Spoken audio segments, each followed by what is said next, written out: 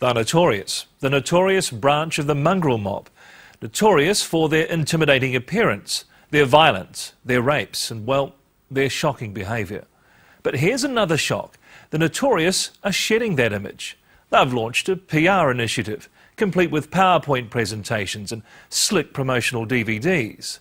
Their message? They're concentrating on their kids, not crimes. Amanda Miller reports.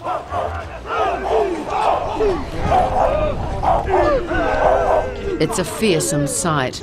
400 mongrel mob members en masse, gathered to bury one of their own. This is historic footage. It's the first time television cameras have been allowed at a mob tangi.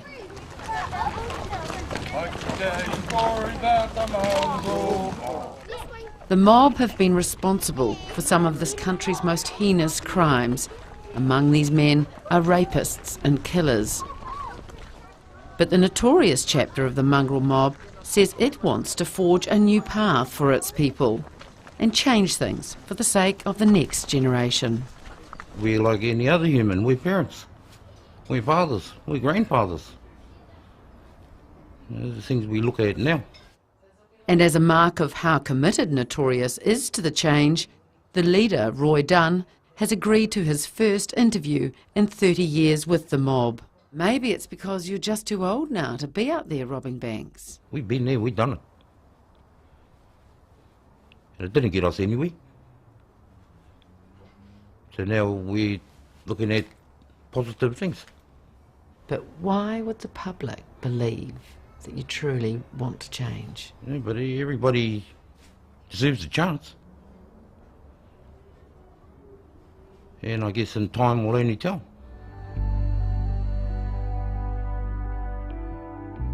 The notorious patch of the mongrel mob celebrated their 25th anniversary recently. This is the new look mob. They're rebranding with a slick promotional DVD. We cruised around like we had 100 soldiers. Even though the numbers were low on the ground, we carried our reputation. A choreographed PowerPoint presentation and flanked by their own lawyer cum minder. Kia ora koutou. Where normally they're shunned and loathed, today they're welcome and included.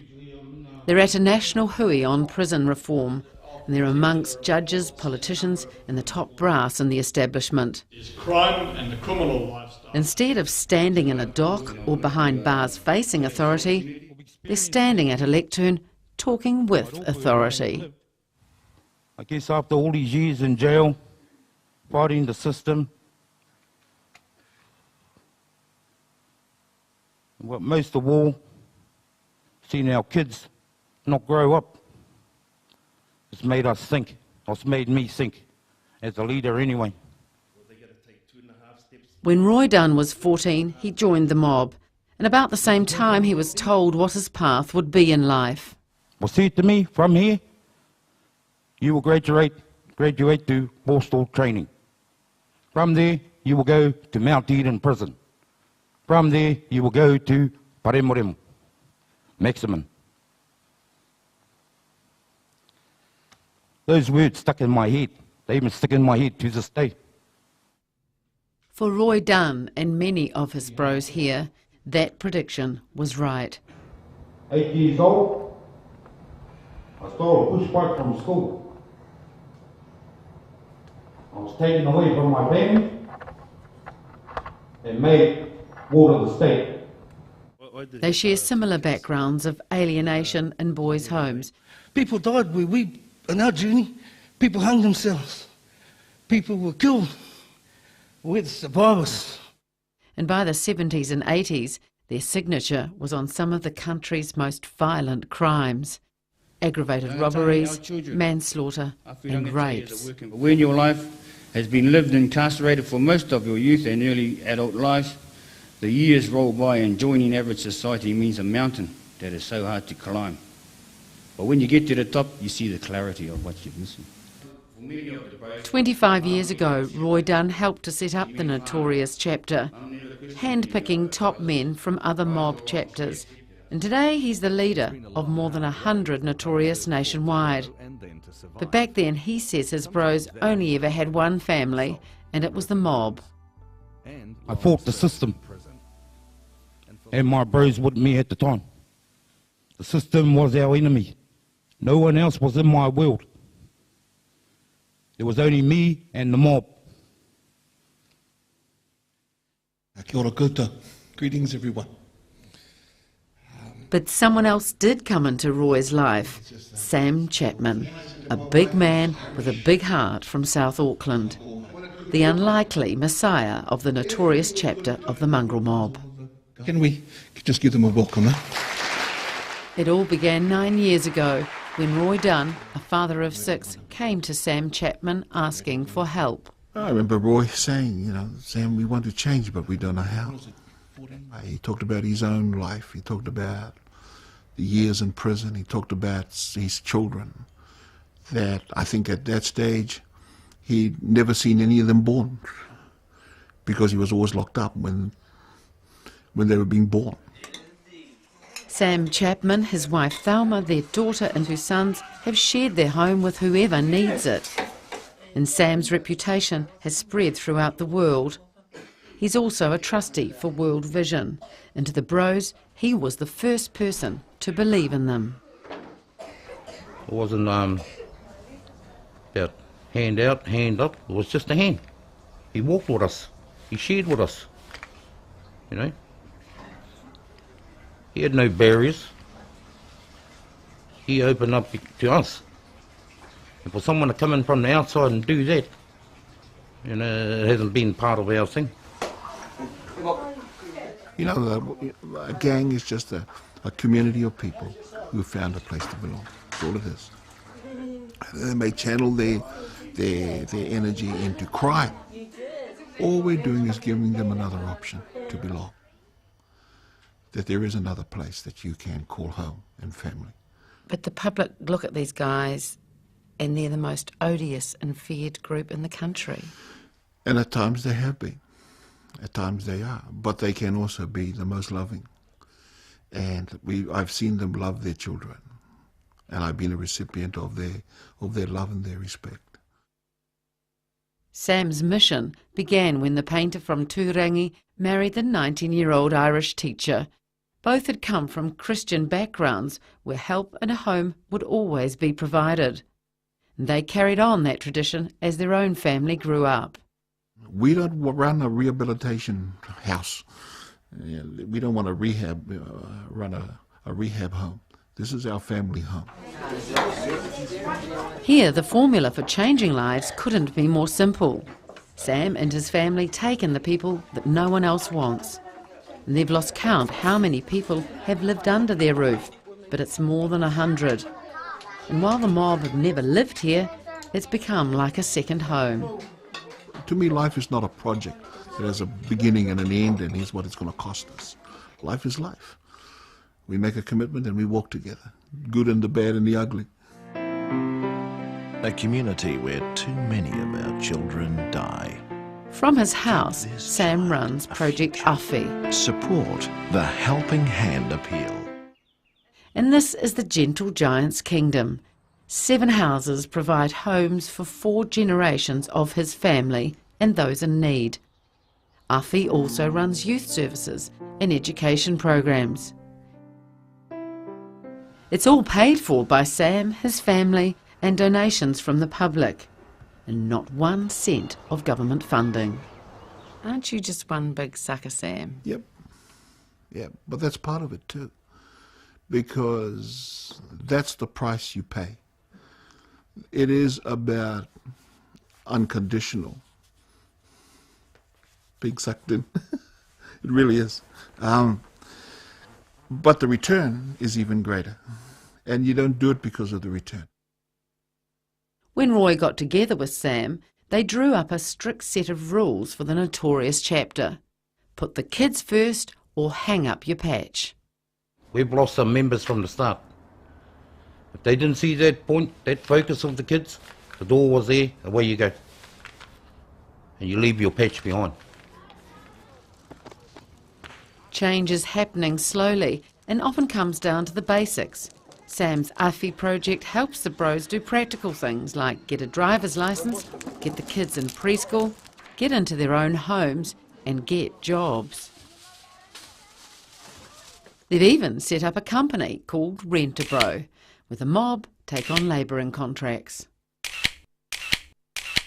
How could you expect the public to go, I know, this is a job for the mongrel mob.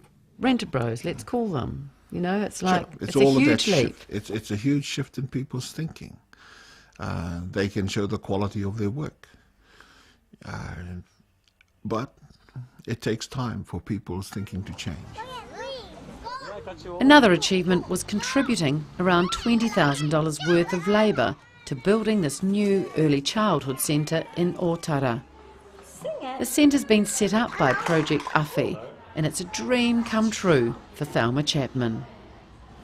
Well, I guess for us the mongrel mob have been part of the wider extended whānau for 9 years. They see this as their place. When it came to this place being built, they wanted to contribute.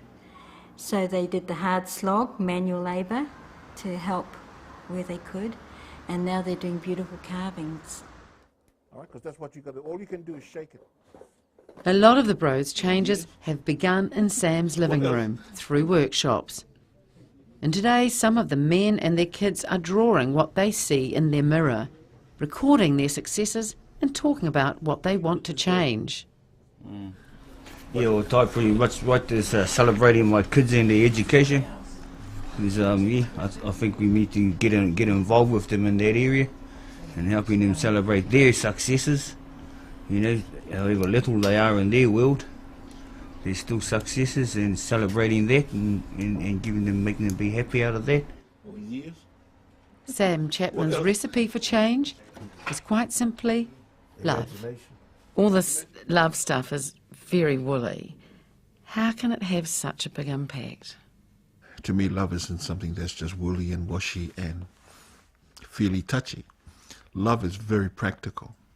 Love is ensuring that someone is safe, has access to being safe, to safety. Love is ensuring that they grow their capacity to be able to provide for themselves. And Sam Chapman's work with the mob is attracting attention from the establishment. The head of Prison Fellowship New Zealand, former police officer and prison boss Kim Workman, is sitting in on today's training, alongside the men he used to lock up. I'm a pretty simple guy, man. I'm not a scientist. I don't know how apple trees produce apples. We'll never clue. All I know is that if you plant it and you nurture that tree, it will produce the fruit that it was designed to produce. And so it is with these guys. And from an Auckland motel, Notorious is working on the biggest crisis amongst the mob. That's P. Today they're meeting with the chapter's lawyer, Cheryl Tippany, to set up a rehab centre just for the mob. And Notorious claims it now has a national ban on P. Because the cynics would be saying that the gangs need P. It was never around before. We were still surviving. Some of the bros are still doing it. This is why we're trying to work to what we're doing to help our members, you know, instead of disowning them. Sounds far-fetched, but already Notorious have earmarked available land in Northland for the rehab centre. It's a 400-acre farm that will give one-on-one treatment to 6 mob members at a time. Why would society want to give these guys any sympathy when the mob's done such heinous things? Well, we've got a choice. Either we do that and we break those cycles, or we say that there's no hope at all, that there's no hope for anyone. And that's why we have firing squads. It's all part of the long road to change, and it seems to be working. Since Roy Dunn brought his 30 notorious men to Sam, only 2 have returned to prison. But they've still notched up some minor crimes. Are they perfect? No, they're not. Do they still make mistakes? Yes, they do. Does it happen as much as it used to? No, it's changed. They're not leaning on those same things like they used to. That change is gradual. It doesn't happen overnight. Things have changed a lot in the 9 years. Like today, I wouldn't be sitting here with you fellas. You know, let's just say that.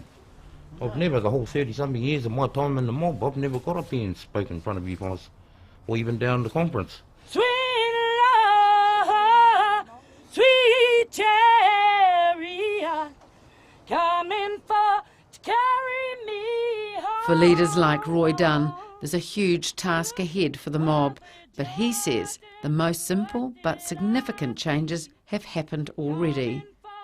When you come from the walk of life where I've come from and the rest of the mob, to actually pick up your kid back in those days was a sign of weakness. With your family, with your wife, you can't even hug your wife, that was a sign of weakness.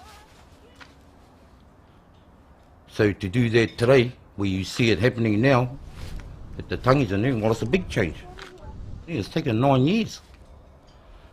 And today up here with our fellas, we can pick our kids up, you know, proudly. And we can hug them, we can hold them, we can walk with them. And we can do things together with them, where it's never happened before. I took our chapter to Sam, we sat down, we went back to school, you might as well say. Half of the mob wondering what the hell I'm doing. But at the end of the day, we're here today, and we haven't been back. I've been out of prison 9 years now. Me and most of our ropi.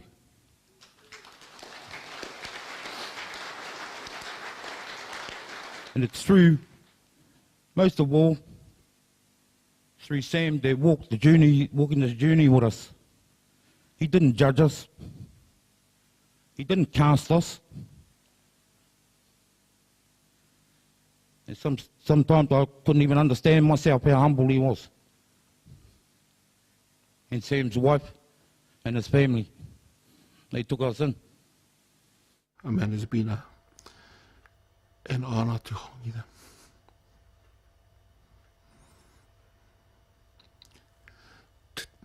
To get that close.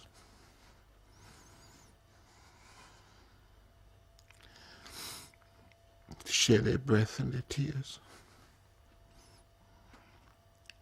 and their joy.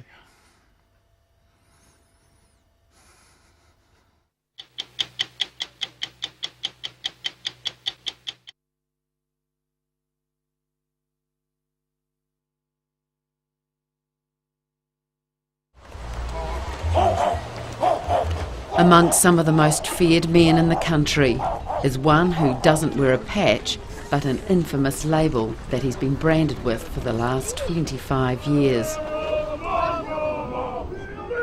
Today, Mark Stevens walks as a father and alongside the mongrel mob as a brother, and he's talking on TV for the first time. You used to be considered one of the most frightening criminals that walked the streets of New Zealand, the Parnell Panther. And some people probably still think that. Well, I think you'd have to ask my 80-year-old neighbour that lives across the road that I painted her house, is whether she thinks I'm this big bad ogre. Like I said, it's about perception, eh? And the perception is only reinforced by the trademark shades, the tats, the leather and the swagger. But what's changed is not only his name, he now calls himself Mark Tipene, but the faces he presents. There's the manager of a labouring company called Rentabro, set up by the mongrel mob's notorious chapter. There's the youth worker in South Auckland, helping teenagers get licences, skills and jobs. We're wanting to get inside those brains of yours and, you know, and open it up to what I believe is sitting there. There's the networker, invited to dine with millionaires. And there's the face of the Parnell Panther, a name and a history he's trying to erase. I've done some bad things, but I'm not a bad man. You know, I'm not a bad person. You know, and I'm not here to convince society about whether they, you know, I'm telling the truth or I'm not telling the truth. To this day, the police are convinced Stevens was responsible for a North Island reign of terror in the early 80s. Brutal intruder rapes of 8 women, they say, in 3 different cities. But he was only convicted of 1 rape and 1 serious assault. Okay, one more team, up here. Let's go. 15 years on, he's living a comfortable middle-class life on Auckland's North Shore, sharing his life and future with lawyer Cheryl Tepine. What have you been doing, Warren? Together they have a daughter, Y, nearly 4. And he is father to Kelvin, aged 8, and an adult daughter. I am the person who married Mark Stevens. The Parnell Panther. One could label me nuts or really naive, but those that know me know that I am not a naive person, that I'm not unintelligent, that I'm not one who wears rose-coloured glasses. Take them to the movies. Who would have thought that 15 years after you got out that your life could be so good? I've never really looked or dreamed about where I would be in, 15, 20 years' time. Just had to sort of really deal with what was in front of me. So you finally got around to asking Grandma. Today Mark Stevens is travelling with the mob and mingling with the establishment. He's at a prison reform hui, included, not excluded, for his sins, pitching to the judges and prison officials who used to lock him up. Welcome especially, Mark Stevens. Speaking about his childhood of poverty and violence. From the age of 4 he was subjected to sexual, physical and emotional abuse, even being caged in a dog kennel. It taught me a behaviour to distrust, but mainly to survive, to really hate, and nothing mattered. By 8 he was living on the streets and then made a ward of the state. The progression of incarceration went from boys' homes, borstalls, mental institutions and then to prison, where he learned to read and write through comics. And long before the legend of the Parnell Panther was created, Mark Stevens would notch up 100 convictions, mostly for burglary. Just used to basically rob, pillage, plunder, and basically stole till I was tired. In mid-1983, Mark Stevens was arrested for a string of unsolved rapes in Auckland, Hamilton and Wellington. The news was out, a criminal was christened and the hype unleashed the hysteria. Nobody else had the label that you had though, Mark, did they? We've had a lot worse offenders for the crimes that I was convicted of. A lot worse. Yet they're not being given a label. Mark Stevens was originally charged with 8 rapes, and police say the crimes were strikingly similar. But this was before DNA technology was available in New Zealand, and the law regarding similar fact evidence back then made it harder to prosecute. In the end, he'd faced just 1 charge of rape and 1 of assault that he'd later be convicted of. The police say it was overwhelming evidence, and 2 juries believe that in 2 different trials. The police were prepared to stop at nothing to get a result. For me, I believe they were after a result, whether the person, namely myself, was the right one or the wrong one. It was about a result. Mark Stevens was sentenced to 12 years. And he'll be a free man. In 1991, Stevens was paroled amidst media hype and controversy. Parnell's trendy streets became a savage nighttime playground for the man the media dubbed the Panther. The community feared it would be a matter of months before he'd rape again, or even murder this time. Cause to be concerned for the public when he does come out. He was released late this morning. Ever the operator, Stevens took it upon himself to reassure the public. I think I need to give the people of New Zealand the reassurance that they have nothing to fear. And amid the chaos, an oasis. A community worker called Sam Chapman and his Bible school on this historic property in Howick.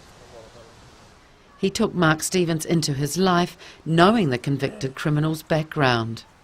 For us, he was just Mark looking for some way, looking for something. They'd met briefly years before in prison. Sam Chapman had been doing God's work, rehabilitating prisoners. And when Mark Stevens got out, Sam offered him a job. Not only did they take him on, but they also took him in. Sam Chapman, his wife Thelma, and their children gave a home to a criminal the rest of the country despised. Yeah, we get phone calls out there, you bring this monster into our community and all that sort of stuff. And we understood that. We understood the reasons why people would react. Well, yes, he was a convicted rapist. Yeah, and, you know, but this is who and what we are, to love all of those who are rejected by whoever, by society.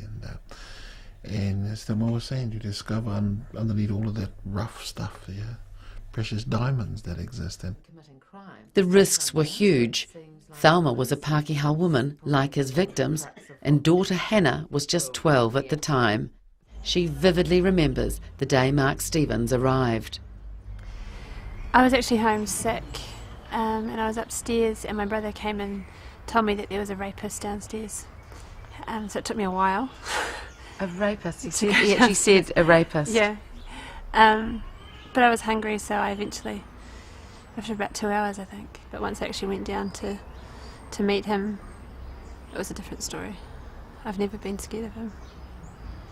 We built up a sense of not naive security, but a confidence in what we were capable of. A confidence not only in ourselves, but in our faith. And there was a peace about that. Some people would say it's naive to let a convicted rapist into your home and let God take care of the situation. We weren't foolish. I mean, we had, if you like, safeguards in place. The rules are very simple. We respect each other and we respect this place. There's no descriptive word that could ever express the gratitude, you know, just the way that he received me with that, you know, unconditionally, really. And that's what he did. Sam and his wife Thelma now live in Otara, surrounded by 4 generations of their family and those who need their help.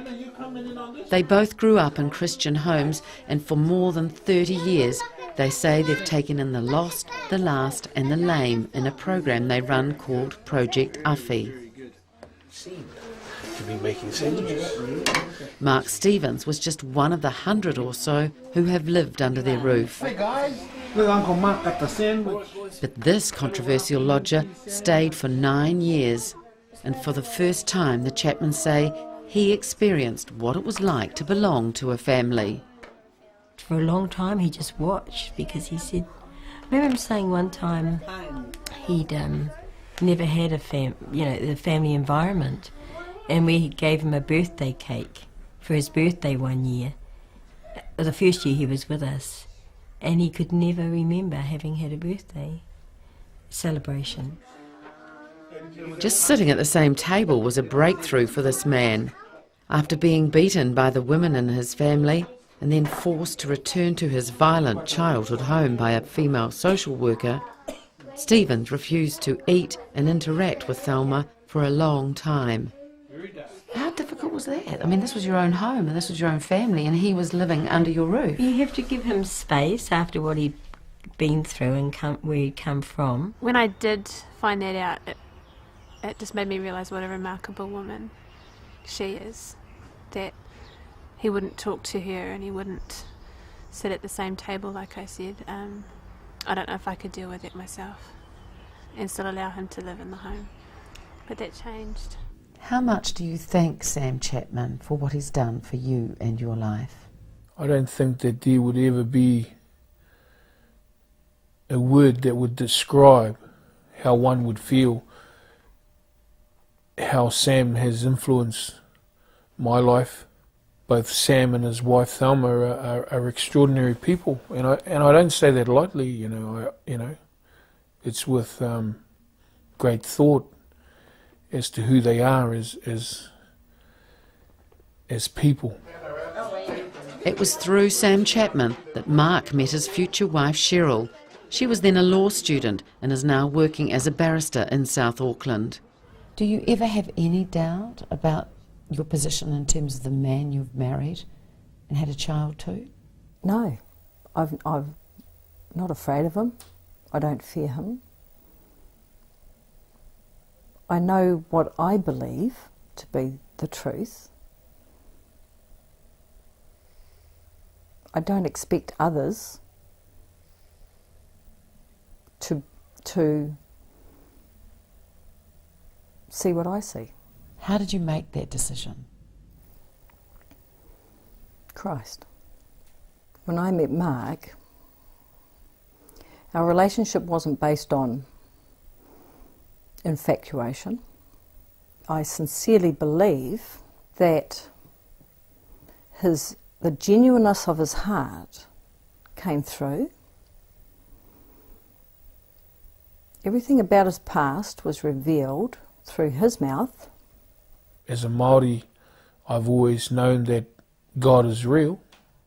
We've all heard that one so many times before from people who have been inside, that God has helped put the wrong right in their lives. Over the years that I was locked up, I saw men using the God card to get out of jail early.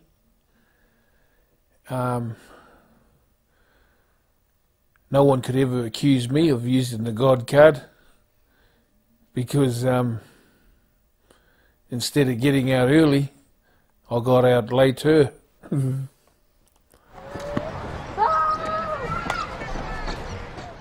Cheryl's used to what she says is the prejudice and the judgments. Her own career was threatened.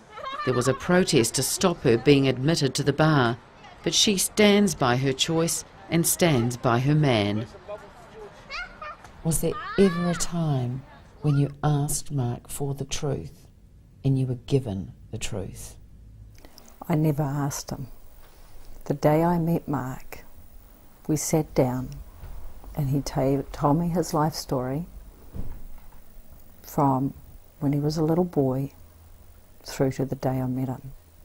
He left nothing out. How do you know he left nothing out? That's a huge act of faith. The only answer I have for you is the same one I gave you. It wasn't anything but the Spirit of Christ witnessed his truth. He's now 44 and he's got all the support he needs, but he still has to play the tough guy. Can't you afford to just mellow out a bit? I mean, grow up. Throw away the dark glasses and the tough boy act. When push comes to shove, hey, you know, and a lot of people have been doing a lot of pushing in my life, you know, and probably the only safeguard that I've had has had to chuck that persona up to say, you stay over there and I'll stay over here and we'll be okay. But that stance keeps getting him into trouble. Since he's got out of jail, he hasn't offended against women, but he's clocked up more than 20 other convictions, mostly for driving and for altercations with police. We just love to hate each other. Unfortunately, you know, it does make Cheryl's job a lot harder by the way I react and act with the police. But you know, one of the things that I said to her from the outset is, what you see is what you get. Mark Stevens has proved everyone wrong so far, but many people will ask how a criminal can change his future when he has never admitted his past. Go.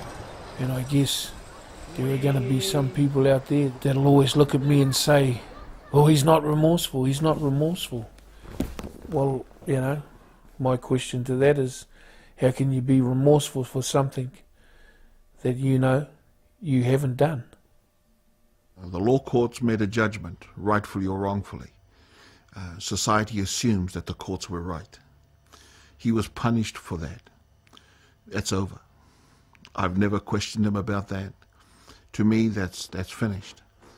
I've paid a price in more ways than one, and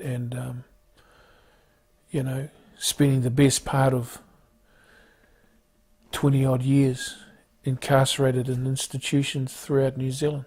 Do you expect people to have any sympathy for you? Absolutely not. No way.